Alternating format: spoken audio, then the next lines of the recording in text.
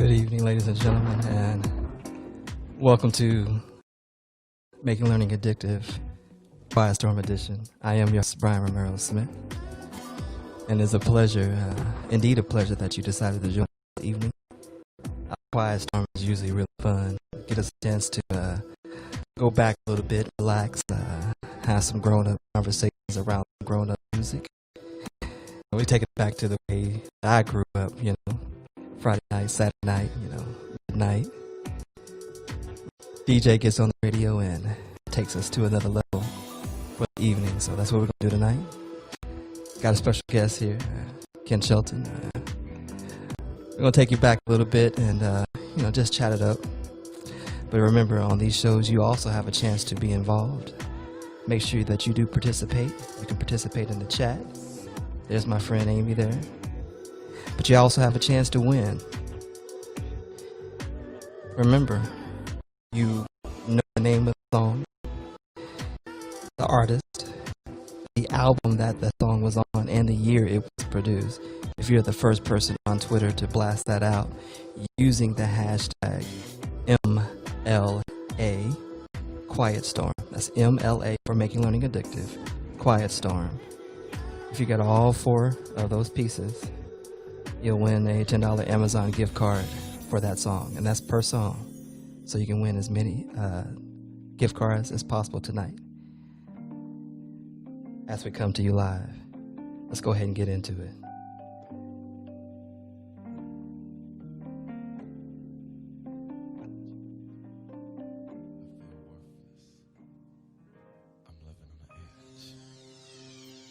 It's been an hour since you've been gone, and that's too long, so come back home. I can't live without you, so I cry for you. Do anything that I can to feel that touch from your hand. Sorry that I want you, lady, what do I do? You know you're everything I do. Oh yeah. Do what you want me to. I would do anything. Get on my knees for you. Oh, baby. What else is there to do? I don't know, but I'll cry.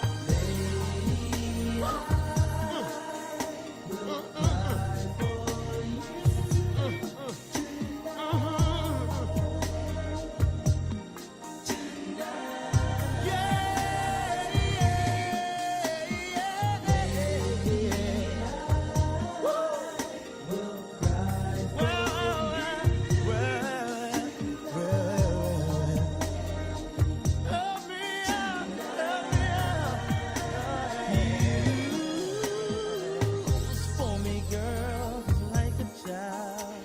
When you're not here, I can even smile. I can't think without you. My mind is always with you. It's amazing what you do to keep me falling in love with you. Girl, you all that I know. Remember, you got to have the correct title of the song. 3 out of 4 doesn't work. Everything I do, baby. Ooh, we do what you want me to. Anything you need from me, baby. Get on my knees for you.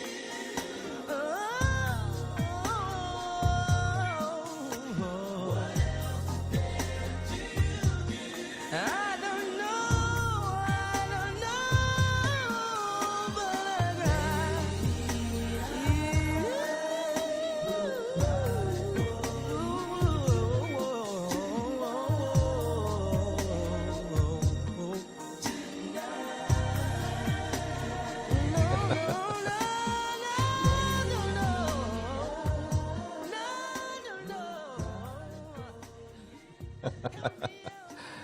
Oh yeah, we have a winner. We have a winner. What's going on, Ken? How you doing, man? Hey, you bringing me back to the old school with this music, man. That's what we try to do, ladies and gentlemen. We do have a winner real quick before we introduce our guest. For those that didn't know, that was Cry For You by Jodeci. That's right. The album was Diary of a Madman, and the year was 1993. And the winner is, I think I know who this is. The Twitter handle is Stop Killing Me, but I think I know who this is. Make sure you DM me so we can actually get your information so we can get that gift card over to you. I think I know who that is. And can I just say that brings me back to my days at UCLA. Jodeci, I want to hear JoJo and Casey sing as a verse. Stay. Oh yeah. Yeah. We played that one show, and Right, people, I can't tell what people were doing, but you can tell they were reminiscing for sure. Yeah, that's good music right there. That's, Indeed, man. How you doing? and I'm good. I'm hanging in there just like we all are, It's nice to get back to the memories, especially with the music. Yeah. Music has a tendency to do that. I knew that was Jody. That was Letitia. She just put out there. Woohoo, Jody. Thanks for listening. I appreciate that. Make sure, like I said, hit me up on DM me, and I'll get that gift card out to you. But stay tuned. We got plenty more music to play for you this evening. So, Ken, man, I know you've been super busy, bro. Super busy. Yeah, it's good though. It is good to be busy, right? I'll take that over the opposite. I trying to support, grow, challenge, and learn as much as I possibly can, as many as I possibly can. You said a very important word, and not to get too deep, but you mentioned growth, grow. A lot of people are taking these moments that we are in, and forgetting to channel that piece. We're giving a lot. We may be learning a lot, but how much of it are we internalizing to use for our growth? Right. I think a lot of that is missing. Are you hearing an echo? Are you good? No, I hear a little bit of an echo. Okay, just a little bit. Okay. Should I plug in my headphones? Yeah, might as well go get your headphones. Okay, stand by. All right. Ken and I, we're going to chop it up a little bit. We're going to talk about rethinking this moment. We've got a lot that's going on. Oh, yeah, absolutely. Music makes the memories so much more special. So while Ken is going to get his headphones, we're going to jump into another song. Ladies and gentlemen, check this one out. Get ready.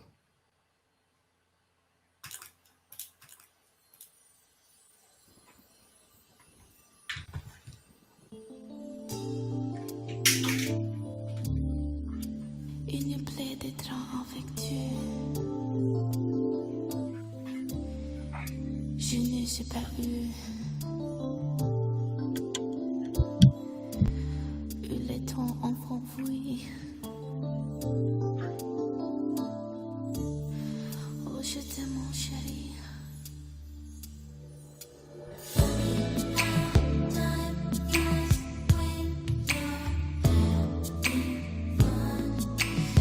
Ooh, baby.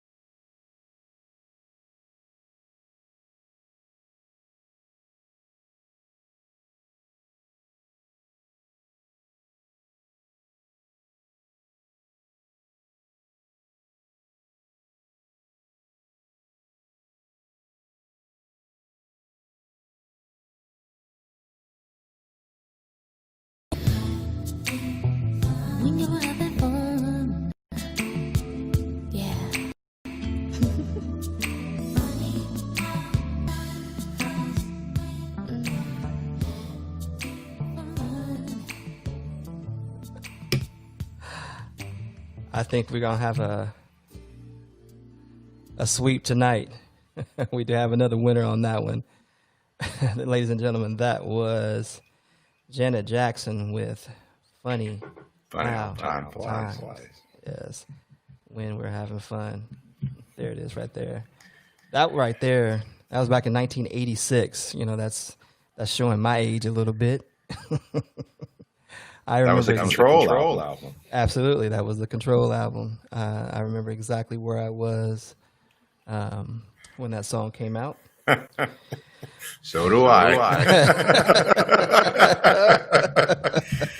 Oh boy, that's arguably her best album.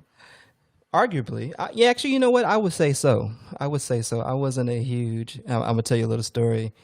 You know, I may get in trouble, you know, for this, but yeah, I don't know if you knew that I pursued music for a while. You know, I moved out to California. You know, left school my sophomore year, and went out to L.A. You know, lived out there for a while, writing music. You know, going from bar to bar, stage to stage.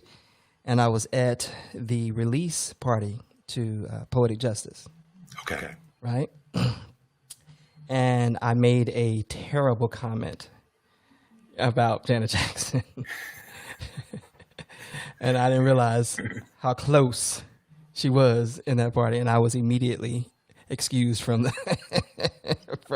from the party. I won't say what I said. That's okay. You want to know the funny thing? You and I both have a Janet Jackson story. Oh, yeah? Go ahead, lay it on me. Yeah. Mine is arguably just as disappointing as yours. So I know a number of educators that have seen me speak. They know that in my previous career, I did acting and modeling for quite some time. So I had actually auditioned for the music video, Love Will Never Do Without You. And I lost out to a gentleman who's in that video who went on to an amazing, I don't know if he's still around, I think he is, but an amazing career. Wait a minute, hold on. I'm trying to remember the video. There's two in that went on to do a lot of things, but one in particular.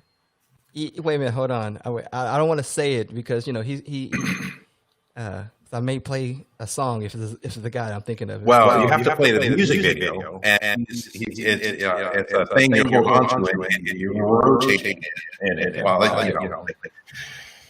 If I can find it, ladies and gentlemen, I'll pull that up at the end of the show. Or someone could put it in the chat because, like I said, he went on to a pretty recognizable career. Yeah, all right. Me, not so much. It's all good now. Your career has landed where it was supposed to be. That's what I tell myself. That's what you tell yourself. Well, I'm believing it, brother. Well, that was Mrs. Citizen this time, taking that home. Make sure you actually, you know what? Just wait to the end of the show. I got a feeling y'all gonna be racking up the points the rest of this evening. But that's husband and wife now with the first two songs from this evening. But anyway, Ken, we were supposed to be talking about rethinking. With the passing of John Lewis. This weekend. We had some great conversations, my parents and I, over the weekend, and some friends as well. And we really had the chance to, reflect on how we should be rethinking these particular moments. It's, I didn't know him personally, but I know the work that he did.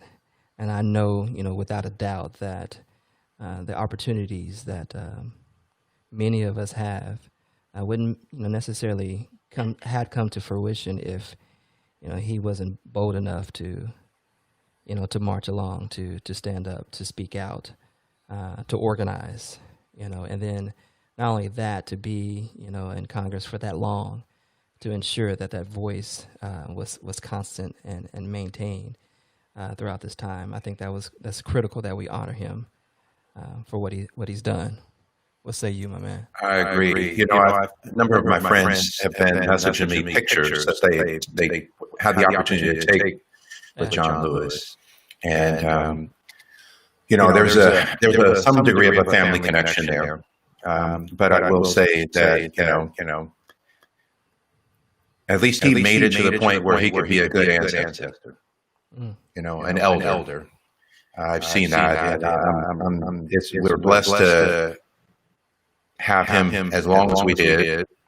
And you know, there's a number of his quotes that really just stick with me constantly. But the one I really like is, you know, you want to get into trouble, you want to get into good trouble. And you know, I've seen people post it now. You know, even something as simple as how many times he was arrested. And you know, this association, well, you have an arrest record, it must be bad. And that's why I just love it. He's like, nah, I got into trouble, the good trouble. Yeah. I'm gonna be on the right side of history, fighting for the right things, and going against the systems and structures that would rather see me, you know, looked at as less than human or beneath a particular group. And you know, between him and Reverend Vivian, Yes. you know, there's a lot. You know, we're watching some of those that carve the path that we are expected to not only follow, but continue carving in our own ways, in our own rights. That you know, it is important to think about. It's important to think about, you know, what preceded you and what's going to happen after you. Big question that I always encourage folks to ask themselves is, what kind of an ancestor do you want to be? That's a good question. Something we should constantly be processing on a daily basis. I agree. Because that will impact, you know, how we take advantage of every moment, you know, that we're breathing. You know, we talked a lot about that. You know, how are you taking advantage of this moment right now? You know, I didn't mean to make my son, you know, a little upset. He got a little emotional because he realized, you know, that he too can have an impact. You know, we talked a lot about, because of him, we can. And, you know, it was reaching him in a way that I didn't necessarily anticipate. But he got the concept that even at 12, you know, I can do something at this moment, and this moment can have an impact. So what is it that I choose to do? All right, ladies and gentlemen, we're going to jump into one more song, because actually, another song. This song right here is from a group, you know, because of, you know, the work that our ancestors did. I was able to perform this song with my group at a PWI. I'm not going to tell y'all when, but check this one out.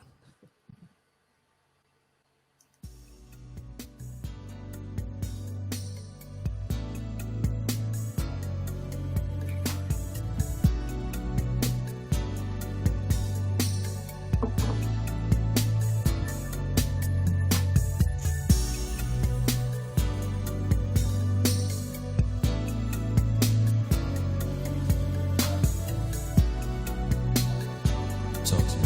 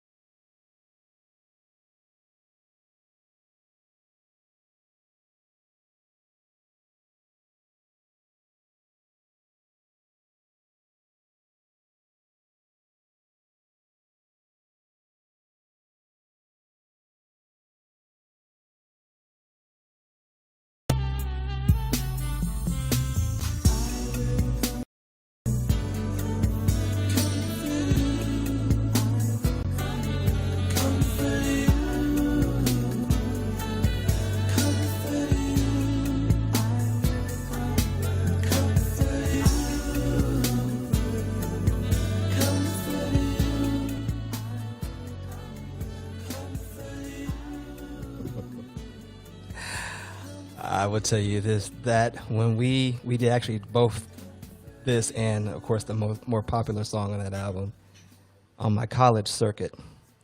That's how I got my chance to move to California, because we would kill it on that college circuit, and we just have them screaming. Yeah, I believe it. And we actually got a pretty tight race, on Twitter between Rochelle and Leticia. But once again, Miss Citizen took it with, that was, ladies and gentlemen, Comforter by Shy. Shy. And the album is If I Ever Fall in Love, which was, that number one hit, from that album. And the year was 1992. God bless that album. Once again, back to my days at UCLA. Yeah. Oh, yeah. I was at Mizzou at that time, as we once again show our age. That's okay. It is okay, but oh my goodness, I coming from a very conservative family, when I was in high school, I fell in love with this type of music. I knew I could sing, but I grew up trying to Mac and using the lyrics, to to connect and create conversations and things of that nature. I started making mixtapes, before it was super popular with slow jams, and once I found my crew in college, man, it was on. Yeah, I had all kinds of mixtapes. Depends on what the mood I wanted to be in. Where was I? What time of day it was, or night. we gonna keep it at that, ladies and gentlemen. Oh yeah, definitely. No doubt. Once again, congratulations, Miss Citizen. Y'all cleaning house. Make sure y'all let me know what y'all buy from Amazon, so I can get in on that too, since I'm sponsoring. It looks like. All right, but anyway, man, let's get back to the conversation. We were originally going to talk about rethinking. And I was reading a tweet, not too long before we went live, in regards to teachers, the fear of going back into the classroom, right? We know that we're in times that no one could fathom, at all, and we have to be concerned about our health. We be concerned about the opportunity gap, the achievement gap, the health of our kids. So there's so many things that we have to think about. But I've always looked at this as an opportunity. Here it is. Sometimes things have to be disrupted in order for change, to happen, right? So I've always looked at this. I'm not, dismissing anything else, but this is an opportunity for us to rethink how we do learning, how we do school. This is how I see it. How do you see it? In order to build a new, you got to tear it all down. And for many, they were in, I'll tell a story using a house as a metaphor.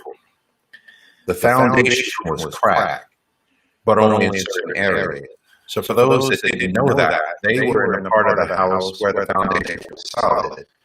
And now what's happened is that crack is spread throughout that foundation to realize that, we're on shaky ground. And then for some of us, our perspective is we've always been on shaky ground. So I think there needs to be a reconciliation, a reckoning, and a rebuild in education. It is designed to stratify. It is designed to maintain a social hierarchy along race, socioeconomic, and even geographical lines. So my hope, my purpose is for things to not only just be reimagined, but for those things to come to fruition.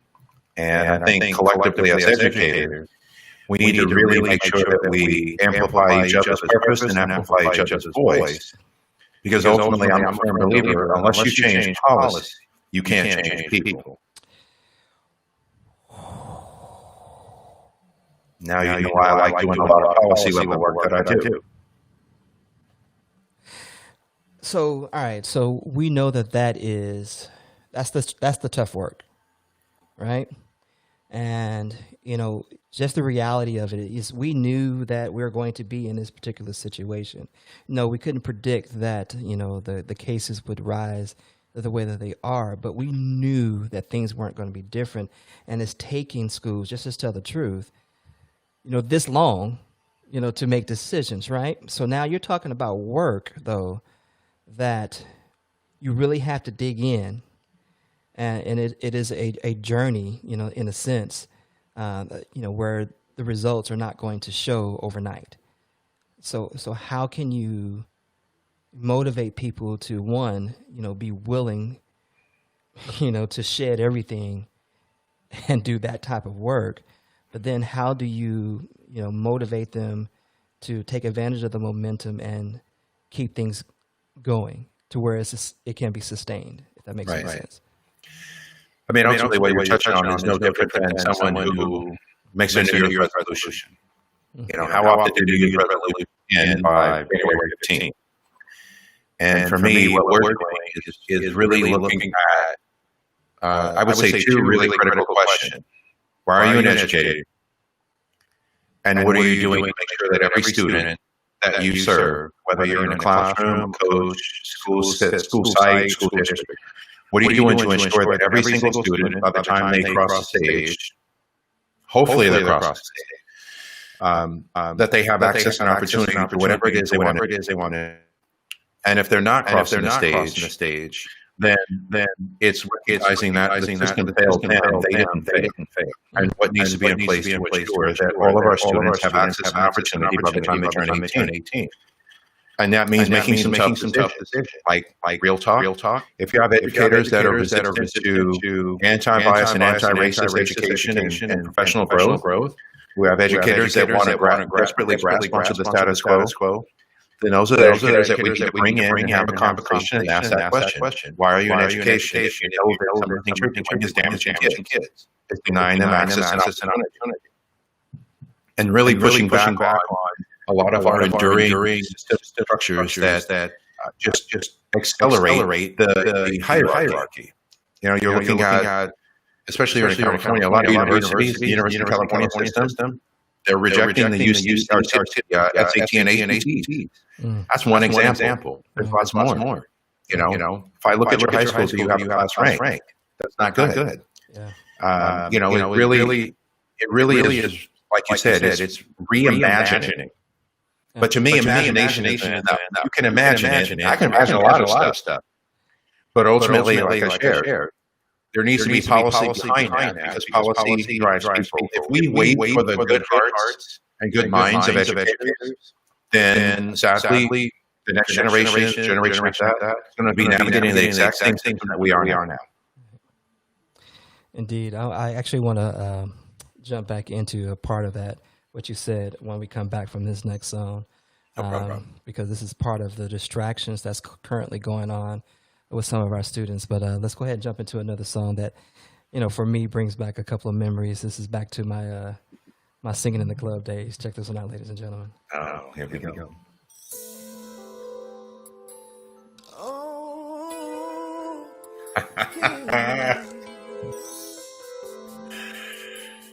be my sweet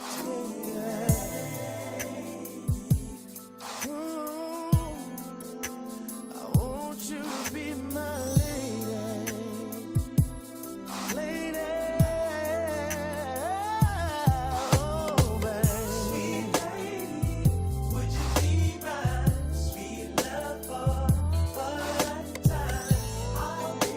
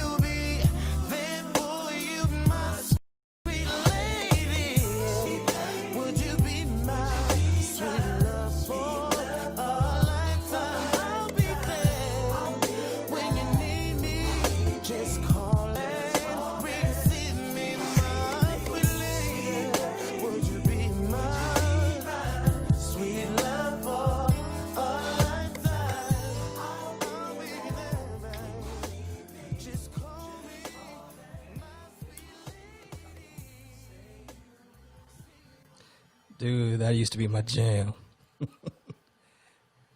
That was trouble every night. We did that set. Indeed. Congratulations, Miss Educator Alex or Desiree. Sweet Lady by Tyrese. Album was Tyrese. Release year was 1998. All right, we finally got somebody to break the break the family up. You know, the citizen family out there. Got a new winner here, so make sure you DM me so I can get that gift card out to you. I know you know that song, right?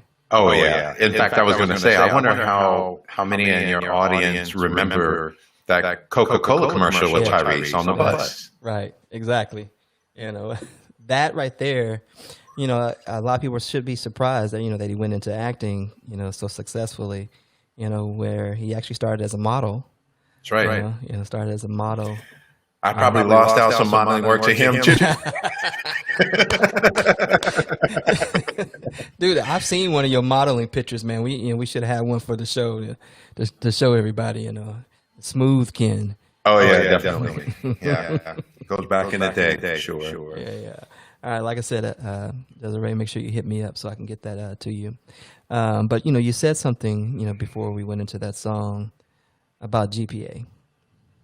And I recall doing a show, a podcast with my tech squad a couple years ago. And we partnered with a school out in Atlanta. And we were just talking to the kids about, you know, what are some of the distractions that you actually have in the classroom. And we were quite taken back by some of the things that they actually said.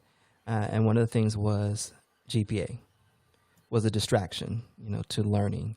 You know, she went ahead and talked about, you know, one, competing, it forces you to compete for a mark, and you're not necessarily in there to learn for learning's sake. You know, secondly, you know, this GPA, you know, according to other people's perspectives, is what defines us academically when it has nothing to do with who we truly are. Right. You know, so I mean, I wanted to bring that up when you said that. You go a little bit further when you were referring to, you know, the notness of GPA, meaning that needs to change in our policies. You know, the thing with the grades, it took me several years in the classroom to learn this lesson. The students that know how to play the school game will give you what you're looking for the grade, because it's a means to an end. And this is why a lot of my higher performing students that either knew how to play the game or had the resources to understand the game would say to me, what do I need to do to get in it? And I would get asked that question often. And then ultimately, I had a degree of recognition around that. You know, I said, let me ask you a question. What kind of work would you be able to produce in the project or representations of your learning if the grade didn't matter? And that was ultimately where I started changing my, I would say, my problem of practice in the classroom, where I started saying, okay, here's what we're going to do. I'm not going to use those neatly identifiable percentages to represent a letter, which, of course, the letter is what I guess the totality of your learning. What we're going to do is we're going to create measures of accountability and representations of learning that are going to be, as it turned out, it took me a couple of years to really hone it in, but it ultimately was individualized forms of assessment. And then the big thing was students had to do the equivalent of negotiate for their grade. So basically it's, you have to produce something, project, representation, and learning, and then you're going to have a conversation with me. And then that conversation, you're going to tell me, based on the following criteria, based on what I produce, based on how I represented my learning, based on the expectations that we mutually agreed upon, this is the letter that I feel is, essentially in sync with that. And it really engaged a lot of, back then I didn't know the grades, but a lot of metacognition for my students. Right. And here's the one. It made it easier for me to do grading because I didn't have to do those calculations and then, this percentage is, nah. I'm talking to you. Here's what you did. You tell me what you learned. It's kind of like how And I haven't done that, so the first thing I can think of is if you like write a dissertation, you got to defend it, or if you're doing a thesis for a master's program, and you got to defend it. Right. It's the same kind of thing I ask the students to do. Right. So if that's something that, we expect at a higher level and we're talking about taking our kids to the next level, why aren't we? And this is not okay, you're going to get me excited because this is not something that's new. No, It's not. it's not. We've been talking about this for years, but all right, that's not the show for it. Well, we can definitely talk about it at some point. Yeah. But I will say this. I'll just add this last comment to that. The pushback, if you will, I've gotten from educators. I have too many kids in my class. You want to know what my response is? Go ahead. My last 11 years in the classroom, the school was a 7-period day, and my average class size was 45. So unless you have more classes and more kids per class, then you can do it. I know it can be done. Of course you can. What you have is a lot of teachers that are still, they have to break that mindset of the standards, the pacing plan. You have to be know this by X date. The whole idea around those things. And this is why this is critical, at this moment. This is where we can actually truly take the time and take those risks that some people feel that we're actually would be taking if we went to something like this and try something new. Bingo. Because school is not going to be the same. Quit trying to wish we get back to a normal. Take advantage and create a new normal. Correct. With that being said, all right, we're going to jump into one more song here real quick. Don't get me fired up, Ken. That's how I roll. All right, man. Should have let me pick some of the songs here. All right, next time. We got that next time. All right, that'll work. Here we go, ladies and gentlemen.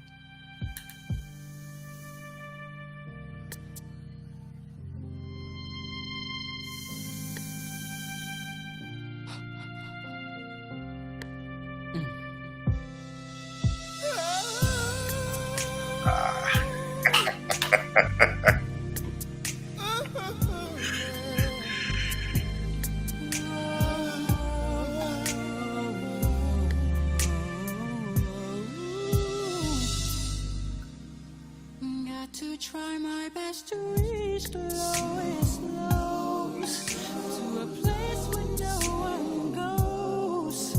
If you let me taste your soul, I'd let you taste my funky emotions, and I cover you with me in a pool of ecstasy.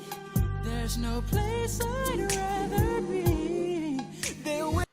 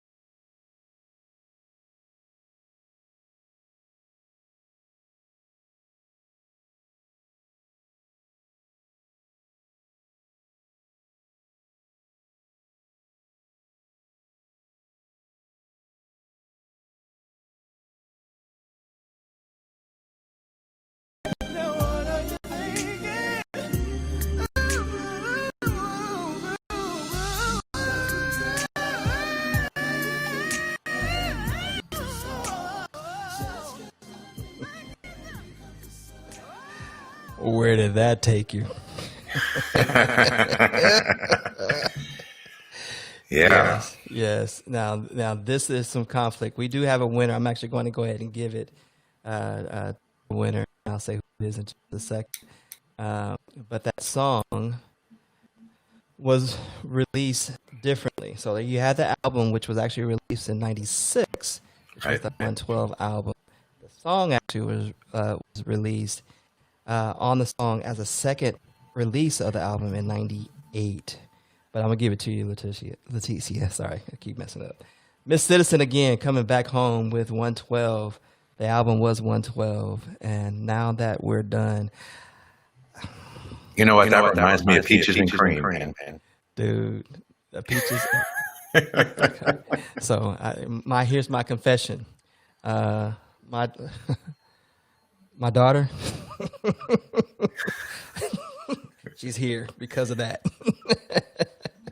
That's the song, actually. Good thing, man. Huh? That's a good thing. It is a great thing, and the funny thing about it is, I think she knew it because, we had her while we were overseas in France, and the difficulty was getting her to sleep. I didn't know my way around the country. I didn't know how to really, do this thing. They didn't give us a manual when she was born. Things are quite different in France, right? Mhm. She wouldn't sleep unless I played this album. I played this album. I danced around in the living room with her, and boom, she's knocked out. She knew something about. Already had a good taste in music. Yes, indeed. All right, Ken, we're actually gonna try to wrap this up here, man. I really can't wait to really dive in further about this rethinking process. Tomorrow is actually the Rethink Learning Summit that Yes, Nicole it is. is doing. Are you a part of that? I am not. She asked me, but unfortunately and fortunately, I've got so much stuff going on. But she has a great lineup of speakers, and I love Nicole dearly. So Yeah, indeed. I'm okay relinquishing some of that space for another educator who's going to, represent. Yeah. So actually, I'm going to do the wind down at the end of each day. So starting tomorrow. So as, ladies and gentlemen, you go through the sessions and you gather the things that the things that you glean from what was presented. We're going to have an opportunity to brain dump those thoughts and those ideas and those questions that you may have. Debrief a little bit after the conference is over. Because, we go through all these conferences and, it's a blessing that we're doing them virtually, considering the circumstances. But application and implementation has always been the issue with all of these conferences. Right. We hear some great things, but once we go back, what percentage of it do we really apply inside of the classroom? Because tradition hits, grading system hits, ignorant policies hit, so on and so forth, right? And we forget the creativity that was, presented to us in some of these classrooms, or we put it in a folder and say we'll get to it, once we have an opportunity. So we're going to try to do a little bit better with this particular conference, and we're going to brain dump and talk about some true implementations and how you can actually do it in a virtual environment. Because for the most part, everybody's going to be virtual. That's right. Yeah. So what do you got coming up, though, other than that? A couple of speaking things. I got this workshop series scheduled to start at the end of the month with our close friend Dee Lanier, Monica Martinez, my friend Jeff Heil. It's called the Liberated Educator Workshop Series. And there'll be a little bit more about the Liberated Educator coming out, which is why you're smiling. Yeah, of course. Of course. I like real talk. I'm happy to see, back in June, Shana and Alicia did the Great Quick STEM Summit. Yeah, right. My sisters, Carla and Patricia, did their event. Okay. You got Nicole running her thing. And I'm seeing the pattern, and I'm liking it. We're no longer accepting. Well, just give me a seat at our table. We're building our own table, and we're giving each other a seat. Absolutely. That's the way it should be. That is the way it should be. So I appreciate. Actually, that's a great way to end this evening's show, ladies and gentlemen. We do thank you for joining us. All our winners, please make sure you DM me so I can actually get your information, so I can get those gift cards to you. They will be in the form of an e-gift card, so you will get those tonight, so you can actually use them immediately. We thank you guys for joining us this evening. Ken, thank you for coming on and chatting with us. Thank you for having me. Thank you for bringing back good memories with that music. I hope they were good memories. Oh, yeah. All right, ladies and gentlemen, we will be back. Well, at least I will be back with Making Learning Addictive on this Thursday. Let's see here. We've got the one.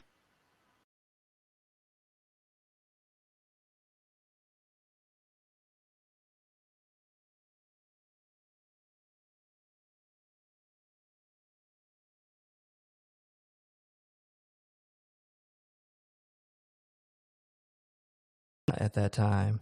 And then we'll be back next Sunday with another Quiet Storm edition. And I won't reveal who the special guest is on that Sunday. I'll just let y'all wonder about it for a little while. All right. Once again, ladies and gentlemen, we love you. We thank you. Y'all be safe. Y'all take it easy. And we'll see y'all